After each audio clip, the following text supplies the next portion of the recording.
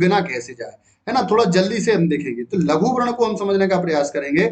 लघु वर्ण का मतलब होता है छंद शास्त्र में ह्रस्व स्वर जो होता है तथा ह्रस्व स्वर वाले जो व्यंजन होते हैं, इनके वर्ण को हम क्या कह देते हैं, लघु वर्ण कह देते हैं, ध्यान रखना।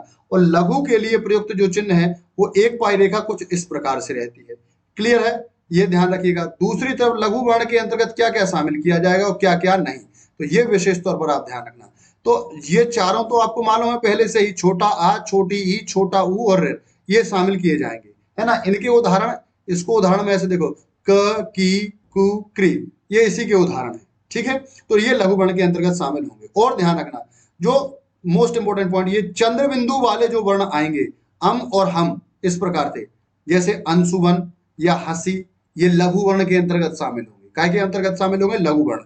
और आगे देखिए, संयुक्त व्यंजन वाले जो वर्ण हैं, जैसे हमने कहा त्या, तो जैसे नित्य, तो ये भी क्या हो जाएगा, लघु वर्ण कहलाएगा। ये क्या कहलाएगा, लघु वर्ण। तो ये लघु वर्ण के अंतर्गत शामिल है ना। और इनका चिन्ह क्या है, ये इस प्रकार से, ठीक है। अगर वर्ण पहचाने हो, गुरु वर्ण का मतलब क्या होता है, गुरु वर्ण का मतलब होता है कि दीर्घ स्वर तथा दीर्घ स्वर वाले व्यंजन, इनको हम क्या कह देते हैं, गुरु कह देते हैं। और गुरु के लिए जो प्रयुक्त चिन्ह है वो एक वर्तुल रेखा है, ये इस टाइप से, एस भी इसको आप अपनी भाषा में कह सकते हैं, लेकिन इसको वर्तुल रेखा कहा जाता है। ये इस प्रकार से इसको दर्शाया जाता है।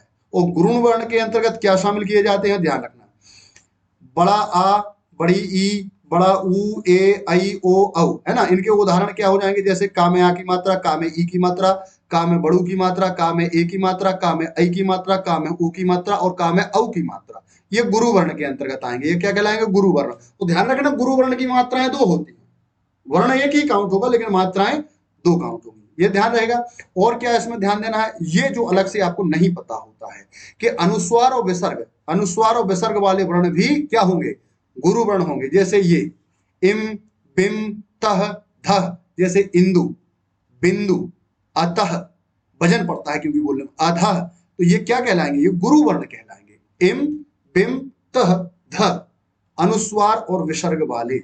अनुस्वार का मतलब होता है ये, और विसर्ग का मतलब होता है ये बगल वाली बिंदु, ये काय में आएंगे, ये गुरु वर्ण में आएंगे, याद रखना। और एक और इंपॉर्टेंट, संयुक्त अक्षर का जो पूर्ववर्ती वर्ण होता है, पहले वाला, जैसे अग्र लिखा तो अग्र में क्या हो जाएगा, आ, ये ऐसी कंडीशन में चूंकि अग्र में आ पर वजन पड़ेगा ना, अग्र, तो ये संयुक्त अक्षर का पूर्ववर्ती वर्ण क्या कहलाएगा, गुरु वर्ण। दो मात्रा गिनी जाएंगी। आपने कहा वक्र, तो वक्र में व, इस पे वजन डाला, आपने कहा वक्र तुंड, तो वक्र पे जब आप जोर डालते हो तो फिर वो क्या हो जाता है, वहां गुरु हो जाता है। और ध्यान रखिएगा कि हलंत वाले जो वर्ण हैं उनके पहले का जो वर्ण है, जैसे आपने कहा राजन, तो राजन में ये ज, ये जा, ये फिर ये क्या कहलाएगा भाई, ये गुरु वर्ण होगा। हलंत वाले वर्ण के जस्ट पहले वाला राजन, है ना, ज, यहां पर गुरु वर्ण, और दो मात्राएं फिर काउंट करोगे ऐसे में वहां।